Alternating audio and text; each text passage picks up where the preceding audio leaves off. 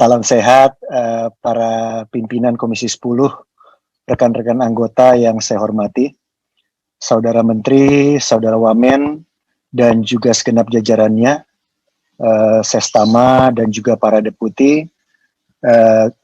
Pertama-tama saya mohon izin kepada para senior di fraksi PD Perjuangan untuk mendahului menyampaikan pendalaman, dan tentunya setelah ini nanti ada Bang Andreas, ada Bu Esti, ada Kak Iren, dan teman-teman senior lainnya. Pertama-tama, Saudara Menteri dan Saudara Wamen, terkait dengan realisasi APBN 2020, saya menyimak dan membaca apa yang tadi disampaikan oleh Saudara Wamen.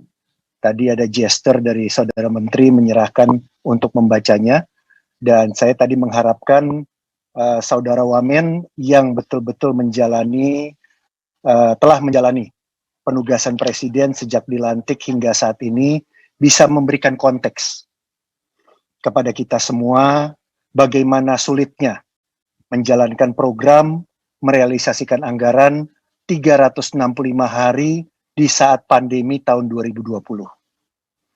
Mungkin mungkin karena pakai baju Jawa jadi agak ada unggah-ungguhnya gitu ya.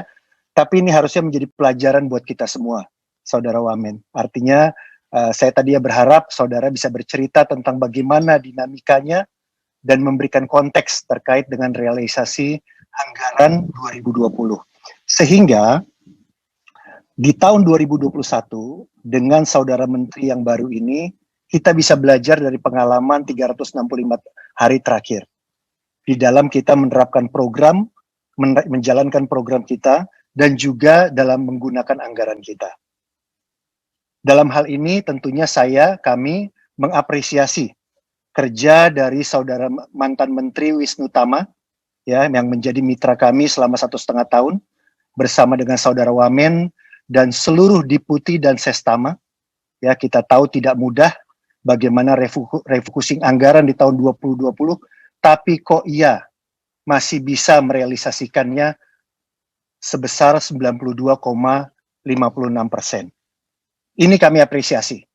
Ya, Saudara Menteri, saya ketika menterinya waktu itu masih Wisnu Tama, saya selalu mengingatkan, kalau di Komisi 10, jangan hanya menyampaikan hal-hal yang normatif, tapi sampaikan dong pencapaiannya, tidak harus narsis. Tapi paling enggak yang fakta-fakta saja. Baru beberapa minggu setelah itu, mulailah ya Saudara Menteri dan Wamen waktu itu menceritakan apa yang sudah dilakukan. Bahkan Kementerian Pariwisata dan Ekonomi Kreatif mau ngurus sampai rumah sakit. Betul ya Ibu, Mbak Wamen ya? Rumah sakit diurus. Ya, terus tenaga dokter diurus, semua diurus dan lain sebagainya. Tapi itu harus didorong dulu sama Komisi 10. Kalau enggak mau cerita. Nah, dalam hal ini tentunya kami bukan hanya memberikan apresiasi, tapi mendorong agar Saudara Menteri yang baru ini juga bisa mendapatkan konteks apa yang sebenarnya terjadi selama 365 hari terakhir. Sehingga di dalam menyampaikan program tadi, ya, tadi kan ada disampaikan persiapan program kerja dan kegiatan TA 2021 dan juga lain-lainnya, ini juga tidak mengulang ya kesalahan dan terus menindaklanjuti apa yang telah sukses kita lakukan. Nah, hal-hal seperti ini yang menurut saya dalam jawaban tertulisnya, saya memberikan apresiasi kepada jajaran, Saudara Menteri dan jajaran telah memberikan jawaban tertulis yang cukup komprehensif, ya, cukup detail. Saya sudah membacanya dan juga saya mengharapkan agar konsolidasi di jajaran birokrasi eselon 1, eselon 2, eselon 3 itu bisa berjalan dengan baik, dengan cukup ketat. Kenapa? Karena kalau kita lihat di realisasi APBN 2019 pun, ya, Kemenparekraf itu 94,88% dan Barekraf itu 90%. Nah, ini menjadi catatan kita juga kalau kita mau menilai bagaimana realisasi dari program dan anggaran selama dua tahun terakhir ini. Yang berikutnya, Saudara Menteri dan Saudara Wamen, terkait dengan kampanye dari pariwisata kita, ya, clean healthiness security, dan environment, sustainability, betul ya kalau saya nggak salah ya, dan sudah kita buat dalam bahasa Indonesia, ya.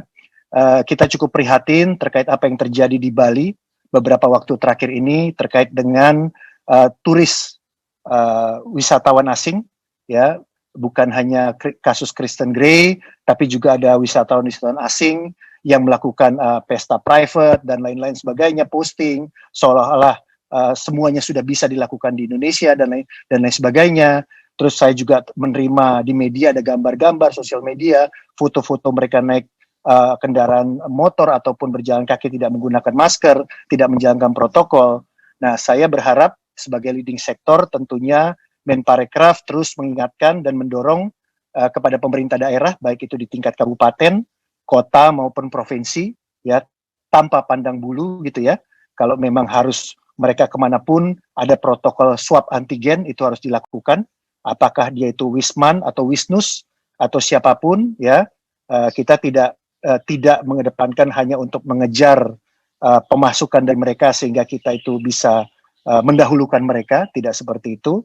Tapi yang namanya aturan yang ada di tanah air kita, terutama juga keamanan dan kenyamanan, karena apa yang mereka lakukan, apa yang mereka sosial mediakan itu bisa menembus batas-batas negara, bisa menembus kemanapun, dan akan menimbulkan persepsi yang negatif, bahkan justru cenderung membuat wisatawan Nusantara kita juga khawatir untuk untuk datang ke destinasi wisata.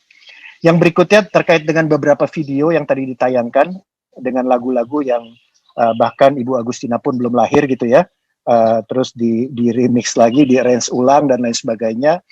Saya senang Saudara Wamen menayangkan di Instagramnya. Yang saya sedang tunggu ini Saudara Menteri belum menayangkan di Instagramnya. Ya, jadi karena followernya besar, ya mungkin Saudara Menteri juga harus ikut menayangkannya. Dan kalau boleh dibagi juga dong ke kita Komisi 10. Ya, di Komisi 10 juga banyak influencer, ya, banyak dari mulai sudah tidak masuk milenial karena masih muda, kaum milenialnya, pelatih milenial, bahkan generasi kolonial juga ada. Ya, mereka cukup kuat di Facebook, di Instagram dan lain sebagainya. Mari kita lakukan bersama-sama. Saya rasa itu Ibu Pimpinan yang bisa saya sampaikan. Selanjutnya mohon izin teman-teman dari Poksi fraksi PD Perjuangan untuk melakukan pendalaman juga. Mungkin Bang Andreas ataupun Kak Iren. Mohon izin Ibu Pimpinan.